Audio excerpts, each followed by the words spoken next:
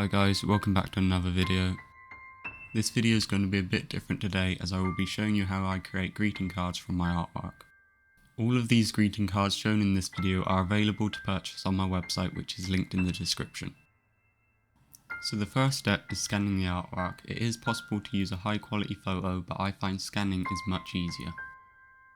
I use an Epson Perfection V600 scanner and I scan at 1200 dpi with 48-bit colour. I also save the image in a TIFF file as they can be edited and resaved without losing any quality. So once I have a digital copy of my artwork, I need to create my card. I already have a card blank made up, but it's very simple to make. I use a software called Krita and it's free to use and works perfectly. So all I've done to make this card blank is opened up an A4 canvas as I will be printing my cards onto A4 paper. And then by clicking and dragging from the ruler on the left, I'm able to create a guideline. This line does not get printed, but I will use this to make sure everything is centered and aligned properly. So with a guideline going straight down the middle, I can clearly see what will be the back of the card on the left and the front of the card on the right. I do have a bit of text on the back of my cards, but you could leave this blank or put whatever you want on it. Next, I drag and drop my scanned artwork onto the canvas. As you can see, the image is way too big, so using a tool on the left I can resize the image.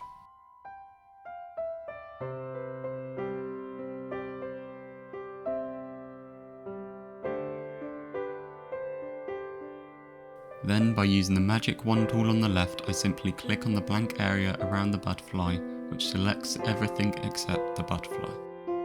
Once the area is selected, I can use the eraser tool to erase the background without the risk of erasing the butterfly.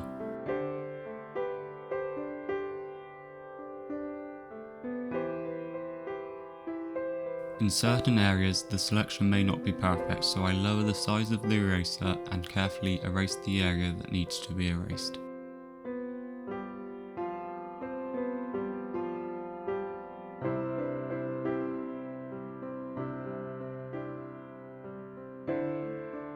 Once I have gone around the entire butterfly, I can deselect the area by going into the Select tab at the top and pressing Deselect.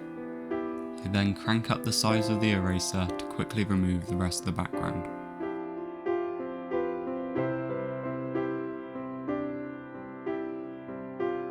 With the entire background removed, I like to zoom in and erase any imperfections.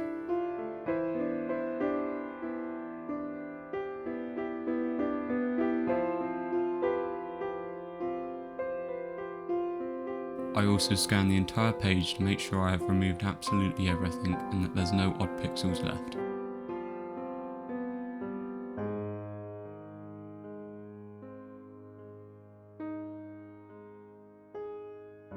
I also scan the artwork to make sure that there was no dust or hairs that got scanned.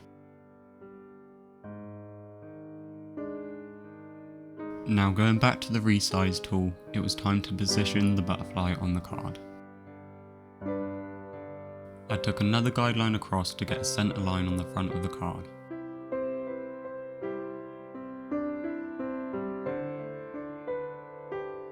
After, I try and resize the butterfly so it's as large as possible but still fits nicely on the card.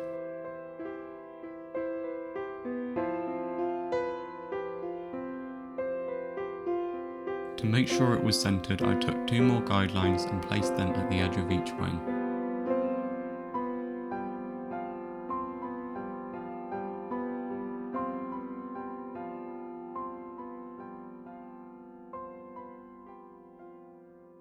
The artwork wasn't perfectly symmetrical, so I just got it as close as I could.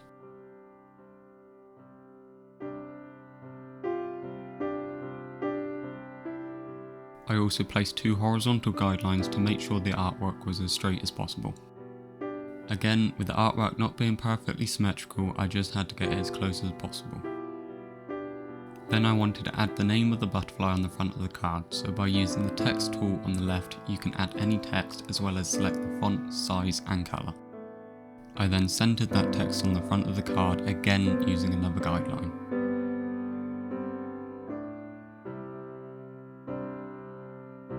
I also decided to add the scientific name for the butterfly above.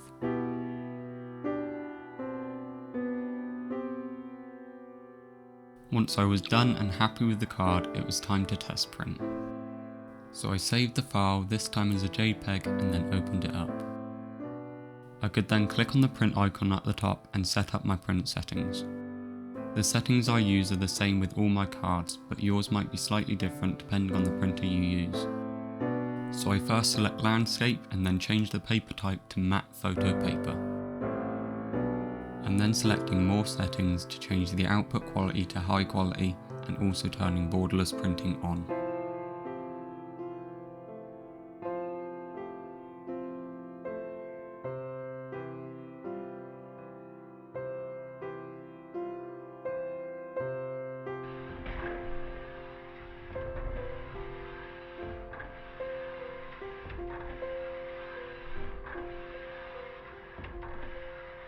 Once printed, I use a Score Easy board to score down the centre of the card.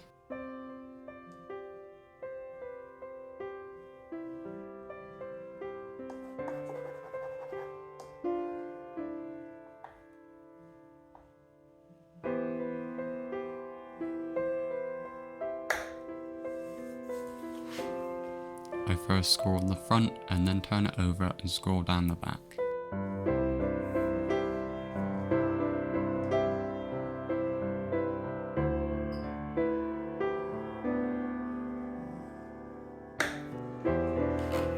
And then I can really easily fold that card in half.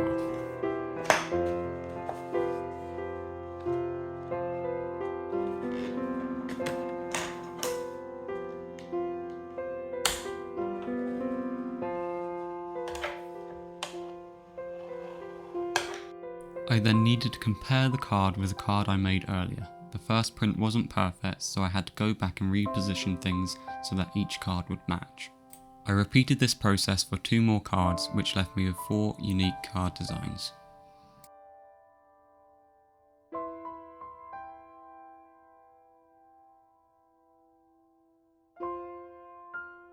Then all that was left was to take some product photos and edit them so I could list these cards on my website.